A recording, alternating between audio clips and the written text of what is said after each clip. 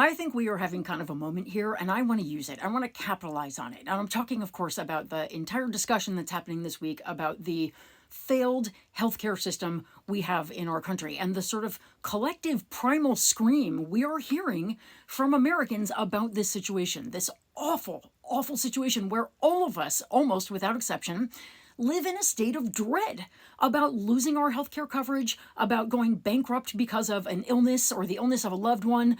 The fear, oh my God, what if I need an ambulance? What if I need to go to the emergency room? How will I afford it? All of that. And it's great that we're having the conversation, even though the conversation was caused by a very tragic event. But it's also really important that we take this conversation and move it into action. And I had made a video about this last night and I posted it on Instagram. And one of the commenters said, well, where's your call to action? What do we do? And they were absolutely right. You need a call to action. So what I've done is I've written a letter to my congressional representatives and I've turned it into a Resistbot letter. Resistbot is a great tool that enables anybody to send the same letter to their representatives. You could also edit it. You can just copy it and paste it into the contact form on your representative's official websites and then change it however you want. But it basically asks them to work on passing the Medicare For All Act of 2024. Now, I know not everybody knows exactly what Medicare For All is. I'm not an expert on it, but it is basically government-provided healthcare, exactly like the Medicare that seniors have right now. That is not perfect, but works pretty damn well.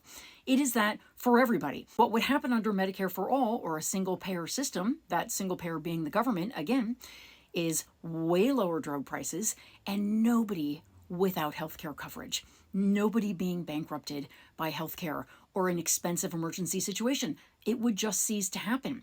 Now, are there complications that would need to be worked out? Yeah, but a lot of really smart people have been working on this for a really long time. Really thorough people have sort of gamed out everything that would need to be done. It can be done. Now, we all have a great deal of cynicism right now, especially with the Trump administration coming in. It just feels like, well, things are just going to get so much worse. They won't get better. Not right now. More people are going to lose their insurance, and that may be the case. It might get darker before it gets lighter, but we know this is the only answer. This is just not working. So what I really want people to do right now is to take this simple action. Send this letter. It's so easy. Just do this one thing. Let your Congress members know that you want Medicare for all and that you are going to start making a lot of noise about it. Your Democratic senators and Congress members will listen to you. Republicans will not, because they are not interested in anything that doesn't enrich corporations and billionaires more. We will have to elect more Democrats or independents who support this kind of thing in order to get it done. But the groundswell can happen now. We're having a moment, as I said at the beginning.